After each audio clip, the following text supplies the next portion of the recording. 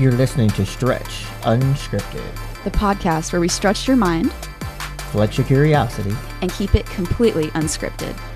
We'd like to thank our sponsors, Intelligent Community Initiative, Blue Cross and Blue Shield of Oklahoma, and Catalyst Co-working. Hi, everyone, and welcome back to Stretched Unscripted. I'm your host, Zora Szabó, and today I'm joined by Katie Moon, who has won a gold and silver medal at the Olympics and is also a 3-time world champion. So welcome. Thank you. So I want to just start out by doing a little icebreaker teaser type session. So you've been to a lot of different world meet environments. So what was your favorite experience from those? Probably the one that stands out the most is the Paris 2024 Olympics. Tokyo will always be special because I've won a gold medal there, but Paris, getting to compete in front of your family and friends in a full stadium, because 2021 with COVID, we didn't have anybody in the crowd.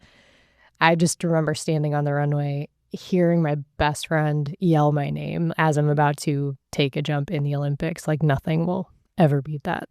So you're a pole vaulter. Mm-hmm. So give us a little background for those that aren't really aware of that. Yeah, it's the one where you take the long stick, stick it in the ground, and go up over the bar. Ultimately, you run as fast as you can, and you just kind of propel yourself up and over the bar. So what would be the hardest part of doing that besides the whole forceful propelling yourself over a bar? Actually, the mental side of it, because nothing about that is natural. Your natural instinct is not to run full speed at a stationary object and completely change your trajectory going straight up in the air. And I've definitely dealt with my fair share of mental blocks and fear elements around it. As far as physically, it's going to be different for everybody. It's just so technical and everybody has their strengths. For me, it would be the takeoff, that initial impulse off the ground. You're actually supposed to kind of push the pole up and away from you, because that is what bends the pole, and that's what's going to create the energy to transfer and have you go upside down faster. And so for my natural instincts to want to pull to go upside down quicker. And so that's my biggest struggle with it. So before a competition or a meet, do you listen to music? Yes. It just depends what I'm in the mood for. It's just anything that will put me in a good mood. So that can literally be current music. That could be old 2000s hip hop, like Nelly and stuff like that. That could be 2000s pop music, I don't know, Backstreet Boys and Britney Spears. And country. It could be literally a wide array of things. So it just kind of depends what I'm in the mood for, but ultimately something that's going to put me in a good mood. So I want to touch a little bit more on your journey on how you got to where you are. Were you always wanting to do pole vaulting, or did you have a different career path and somehow this became the goal? Yes and no. I knew I always wanted to be an athlete, which I think so does everybody. So I'm not special in that regard. But I didn't really know that pole vaulting you could go pro in. And so for a long time, I said I wanted to be a professional basketball player. I hated basketball because it was so much running. I am not an endurance athlete by any means. And so, but that was the only thing I really knew you could go professional in. And I started when I was in 7th grade, and I loved it immediately. And so I knew I wanted to do it as long as I could. And so at each stage I was good enough to go to the next point. And it kind of became my goal. But, when you're young, you just see the obvious sports. And so that's kind of what you gravitate towards. But I knew I loved it and I wanted to do it as long as the sport would allow me. So did you have a coach or someone motivational in your life that kind of helped you go that route? Yeah, at every stage I had awesome coaches. I've been so lucky to have really good coaches, because especially when you're younger in the pole vault, now it's much more common to have knowledgeable coaches. But when you're younger, a lot of times there are either no coaches or coaches that don't really get the sport and they're trying, but they're more other event coaches that then just take on the pole vault just so that someone's there. But my high school coach was awesome, super knowledgeable. I had access to a club that had a great coach there. And then going to college, I ended up transferring, and my coach at Ashland, where I graduated from, was just amazing. I would say he was probably I would have probably quit because when I transferred in, I was dealing with a lot of mental block issues and really struggling. And he just stayed super patient with me in a way not a lot of coaches would have allowed for, especially in college. Yeah.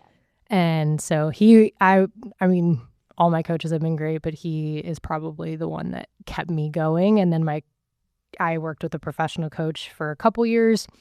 It wasn't the best fit, but not because he was not a good coach. I just wasn't in the headspace for it, but I learned a lot from him. And then my current coach, Brad, I mean, he took me from being a good pole vaulter to being the best in the world. So yeah, I've been really lucky to have great coaches at every stage of my career. So it's hard to pinpoint one, but yeah. So touching back on like the mental block, I know a lot of individuals, especially in like potentially like the younger generation, don't really like realize how much of like a mental impact it has on you. Yeah. So I know you kind of touched on ways that you kind of cope with that or like get you past those stages. But for like more of like the younger like athletes, what are like some tips that you would love to like provide for them to get past those? Yeah, the biggest thing that I wish that I had done when I was younger is, this is going to sound kind of obvious, but think on the runway. A lot of coaches, a lot of times, a lot of athletes will tell you, or you'll hear from people, don't think, just go. Just shut your mind off. But actually, that's a very scary way to do anything because you're going purely off of feel and adrenaline, and you have no control over that. And something that my current coach told me very early on in our working relationship was the best athletes know how to think. They don't overthink, but they don't shut their mind off. They can just control it down to a couple cues. And I think that's not pole vault specific. That's any sport. If you can train your mind just the same way you would your body in training. So if I'm doing Olympic lifts, I am thinking about, exactly how I want to get this bar up. In pole vaulting, every time I come down the runway, obviously I'm thinking a very specific way. I'm cueing a very specific way, but even in drills, if just staying mentally present, whereas when I was younger, I would just go purely on feel. I would run down, throw my hands up, hope for the best, only think about running faster. That's a very scary way to do it. So that, I just wish I had been more mentally present in my sessions as opposed to just like going and having fun and being with my friends, which is great. Don't get me wrong. So going back to the Olympics in Tokyo, what was going through your mind before that final run? I was super relieved to be walking away with a medal. I think once I had a medal in my possession, it allowed me to kind of relax and have a bit more fun with it, because the way the meet started, I was down to a third attempt at my opening height, which is miserable for everyone involved, me, my coach, my family back home. And so my first attempt at that bar, I was finally in a rhythm. And that first attempt, I just barely missed it. Like I just came out a little bit early, just nicked it on the way up. And so I went over to my coach, and, anytime I have a miss, we talk about what adjustments we're going to make. And you can either go up a stick to a stiffer stick, which is going to require more energy to open it up. But if you do, it's kind of like a spring coil. So the stiffer it is, the more energy it requires to compress it. But if you can, the return is so much faster. That can be great, but you have to land safely in the pit. Yep.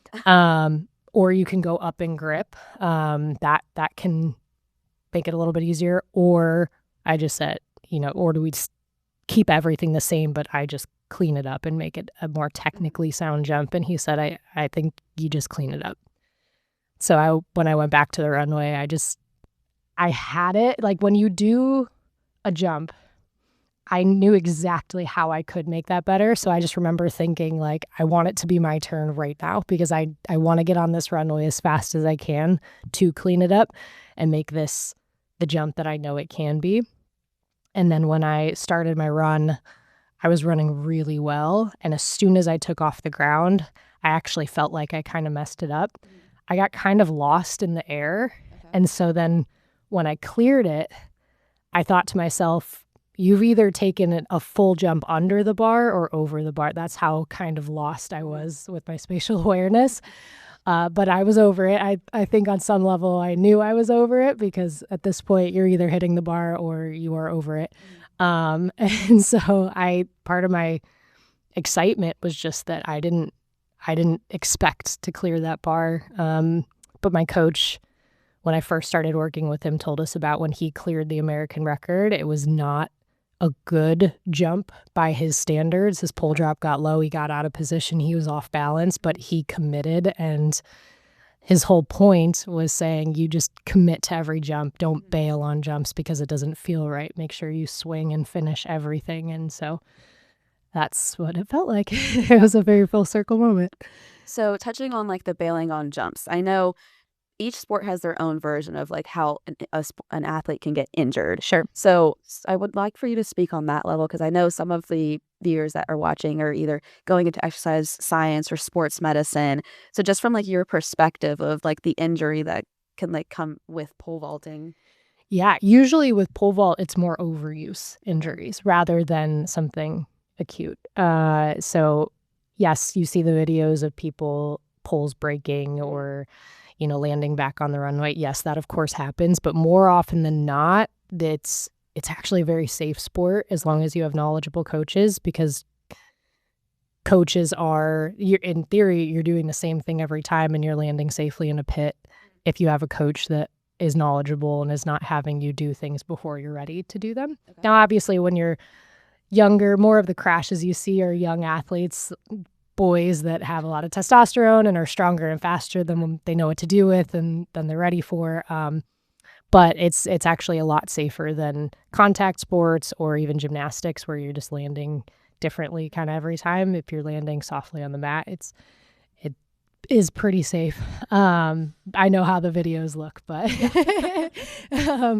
so I would just say it's more overuse. So I've dealt with Achilles issues. I have a little bit of something going on in my calf right now, but it's more just wear and tear. So getting good consistent therapy has always been a priority. It's written into my weeks of training.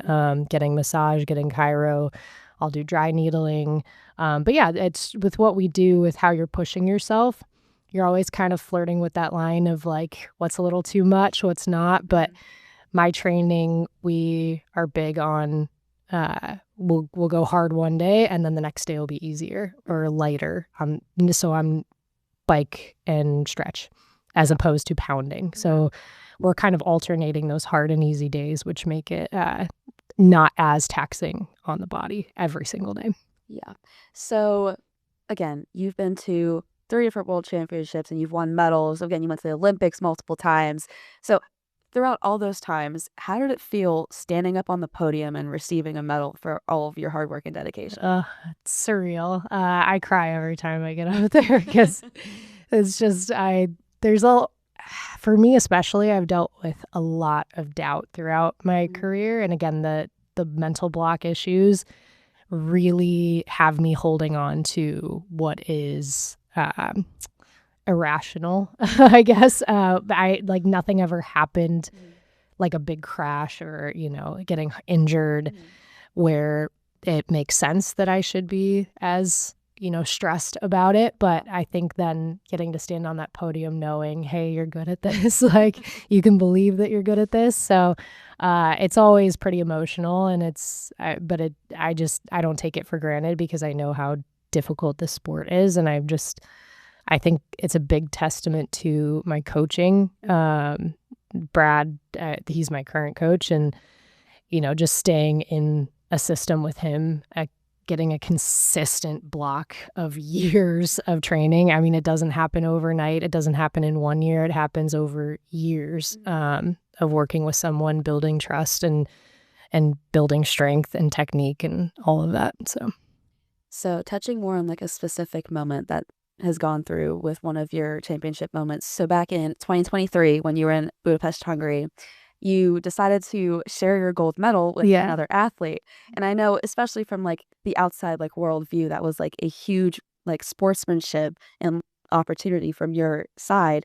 So I want to like talk more about like what inspired you to decide to share that medal.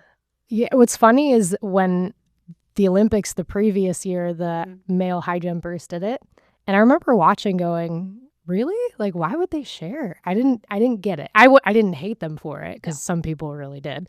But it was more like, I don't know if I would ever do that. But when you're in the moment, we had been out there for hours. Pole vault competitions take a very long time. It was incredibly hot. We're at, the point in the competition where we're on our stiffest sticks. And I wasn't moving them the way I needed to. I was starting to crash down on the bar in a way that wasn't really safe. And pole vault, you have a finite number of jumps that you can take safely. And so for me, I remember when I was on that third attempt and then not clearing it, just remember thinking, I'm so tired. We were on jump at least 10 at that point. And it doesn't sound like a lot in the grand scheme of things, but it's a full body, 100% explosive movement. I mean, so you eventually get to a point where you can't do it again safely anymore. And I knew that going down a pole would not clear that bar. Yeah. And so it was not anything I had ever thought about doing. You never think it's going to come down to a tie. But then when she walked up and we were talking to the official about what happens, and she came up, she said, okay, what happens next? And I said, we're going to jump off. And she kind of looked hesitant. And I, in my head, went, oh, wait, we can share this. And I just didn't even think about it in that moment. And we both were a little kind of hesitant, but I said, unless you want to both take it or share it. I forget how I phrased it. And she's like, really? And then it just, I was so good with that. I just remember being relieved I didn't have to jump again because I didn't know if I could. And later in that season, the Diamond League final, which other than World and Olympic Championships, that's our biggest meet, it came down to a jump off between me and a different girl. And I chose to jump because I knew I had more jumps in me that I could attempt safely. And I won that one. So I know a lot of people were saying, oh, they're afraid to jump off or, loser mentality. We get all kinds of flack for it. And then funny enough, all the people that were giving me a hard time for not jumping off at the Olympics in 2024, the male high jumpers, an American and New Zealand athlete, came down to a jump off. They chose to jump off, but it was actually more the New Zealand athletes. I don't want to say it was his decision, but he said, no, we're jumping. And Shelby, the American athlete, was like, yeah, awesome. He came in second. He had the best day of his life, I think, up to that point. And people were giving him a hard time because he was really selfish because of the medal count. He could have walked away with a gold. And it's the same people that are angry either way. So you're just never going to make everybody happy. So I'm fully happy and confident, and I don't regret one bit sharing that medal. It was very special. It was very fun. Trust yourself. Yeah. And we finished the meet. I mean, the meet was over. I gave it everything I had. We had both jumped 490, which for me I was attempting tying my personal best at the next bar. She had jumped a national record. We had great days, and we had jumped a lot. And so it's not like we quit and gave up and chose to tie. That was just how it finished out. And I'm good with saying both of us were the best that day. So the funny thing is, I'm actually Hungarian. So when that championship was going on, I was actually watching it. So it's surreal to actually be here talking about it. But so that's why I wanted to touch on that because it was just amazing to watch it from one perspective, but then share your side of it. Yeah. And I know especially athletes that are publicized, I know they get a lot of backlash for things that other people aren't really aware of, the decision process, the mindset going on. Yeah. I'm glad you touched on it because I know people are going to be ignorant in certain ways. Yeah, it is what it is. You learn to, most people, I've been pretty lucky in that pole vaulting is not super in the limelight. So for the most part, the feedback I get is pretty positive, but every so often you just have to know that people are going to find a reason to be mad and then just take it out on someone on the internet that they don't know personally. And I'm okay with that. So how has success changed over the years for you? Because I know potentially when you were at a certain point in your life, success might have looked one way. So how has that changed? That's a good question. I feel like it's always been about trying to be the best that I can be. And so it hasn't changed drastically. now it's more, I will say when I was younger, it was definitely more driven by external motivating forces like the Olympics and Worlds and proving it to everybody else that I was good at this and proving to myself that I was good at it. And so now it's a much calmer motivation, I guess, if that makes sense, where I still absolutely want to win. I want to jump high, but I know that everything's kind of a cherry on top at this point. I've been very, very fortunate to have the career that I've had, and I do think that that is allowing me to continue on longer than I ever thought that I could. So I think success is really just, every day just going out there, giving it what I have. 100% can look different on different days, and I know that if I'm working hard, I will show up to a championship prepared, and that's all I can do. And so as long as I show up to a championship knowing, hey, I put everything into my training, I can show up confident that I at least physically am ready. Now, whatever happens, happens. But yeah, I mean, it's still the same in that, yes, I want to jump records. I want to jump. I want to win major championships. But it is not as chaotic or urgent or manic. I don't know if that's the right word for it, but it just, when you're younger, there is this obsessiveness to it of like, if I have a bad day, it would consume me. And so now it's much more, calm, I guess would be the best way to describe it. Yeah. So away from like training for like Olympics or meets or just training in general, what do you do to like reset or just like rest from the athletic side? Fully rest. I spend my rest days on my couch trying to do as little as possible. I try to book all my therapies. Let's say, for example, Thursday has always pretty much been my rest day, but he will write in therapy. Well, I will try to do my therapies all on Wednesday evenings so that Thursday I can then truly do nothing. I love my rest days. I'm very lazy by nature. So I definitely take full advantage of that. And I think some athletes where they get in trouble is they are afraid to rest, or they feel like if they're not constantly doing something for the sport, then they're not going to get better. And actually the rest is just as important to, your body staying healthy as the workouts are. So especially with my coach writing it in, I'm like, I don't feel any bit of guilt about this. I love this. But I've always said, like, I'm very much an achiever. I'm not an overachiever. I'm not going to do anything extra that's not written in, but I will do, I'm not an underachiever. I will do what is written. The rest is no exception to that. I will do that to the best of my ability, which is not moving other than to feed my dog and feed myself. So for the younger generation and younger population that's listening to this today, what are some like tips and tricks for either someone wanting to go play more professional sports or someone that's just needing some advice to get to a potential area close to like where you are today? You have to stay consistent with your training. It takes time. It's not going to we are in an era of immediate gratification results, and that's just not what this is. I started pole vault when I was 12. I'm 34 and I am still like fine-tuning things.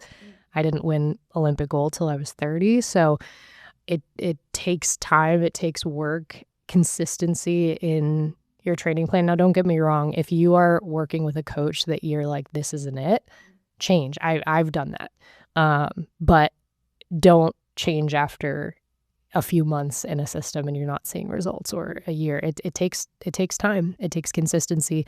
I'm very fortunate to have a support system around me. I know not everybody has that, but I was blessed with family and friends that not only mentally or emotionally, I should say, supported me, but my mom financially was able to help fund my career before I had a contract and a sponsor. Again, things that not everybody has access to. So I know that I'm privileged in that way. But yeah, I would just say, as long as you believe in yourself and you have at least a coach believing in you, and you have a good, I don't want to say support system, because the support system is huge. But if you have a coach, if you have a trainer that is giving you what you need. Just trust in yourself and trust in the system. And just because it doesn't happen immediately does not mean that it won't happen. So what brought you to Tulsa, Oklahoma, of all places? I know you said that you have like training out here. You also, again, you have your husband who works out here. So how did you end up just finding out and coming down to Oklahoma? Yeah, my husband. So he got the job as the assistant rowing coach at University of Tulsa. And for the majority of our relationship and our marriage, we were at a distance. And so I was in Atlanta because that's where my coach was based, and he was in Gainesville, Florida, coaching there, and then got the job here. And I always said after 2024, no matter what happens, I would not be away from family, friends anymore. And so I knew that even if my career went terribly at this point, it wasn't worth sacrificing anymore the way that I had. And my coach and I had always talked about there would come a point where I've learned pretty much everything I can from him, and that I could then work remotely with him.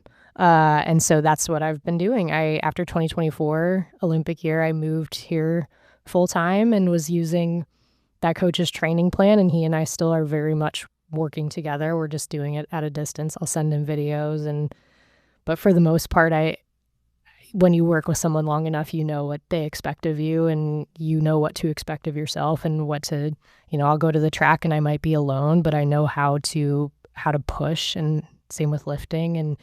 And as long as I have a camera on me for the vault session so that I could then go and look at the video, what I'm doing, it's pretty much all I need at this point. So, and you never know how it's going to go, but I ended up winning a world championship with this. So I'm pretty happy about it. Seems to be working. It seems to be working. So yeah, that's why I'm here. So on this one last note before we conclude, I know you've already touched on the difference between like training the mind and training the body, but just to emphasize it for those who are listening, in your mind, I know, again, either someone trains the body more or someone trains the mind more. What do you think is harder to train? The mind.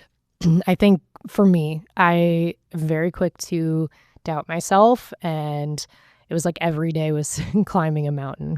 My coach always said, you have to get off this roller coaster. And it's like if I had a good day, I had to constantly prove that I could do that again and again, as opposed to that being the norm. And, if I had a bad day, it just derailed everything. If it's written on paper physically, I can do that. I can go and do the sprints. I can go and do the lifting. Technically, in the pole vault, it's not quite as easy, but a lot of that changing the technical things in the vault, because there is a fear element, is the mental side of it. So once you can get a harness on channeling your thoughts into something productive, cueing, telling your body exactly what you want it to do, as opposed to letting the emotions get the better of you. I mean, that's the entire sport. So, so yeah, for me, it's always been mental is tougher, but in that, it has become my greatest strength, because there have been several times at championships I've been down to a third attempt, do or die, and I've made that bar. And so because, I'm feeling the emotions and the adrenaline, don't get me wrong, but I'm able to like keep my mind clear and execute the way I need to. So what was arguably my biggest weakness has become my greatest strength, but I had to train it. Every jump, every exercise, every time I did anything in the sport, I am thinking exactly how I'm going to execute that. So, well, thank you so much for joining us today. Thank you for having me. For you all watching at home, be sure to like, comment, and subscribe on YouTube, as well as follow us on our Spotify at 918 Stretched. But until next time, bye guys. Bye. Don't forget to give us a like and follow us on Spotify and subscribe to our YouTube channel to see more episodes of our podcast.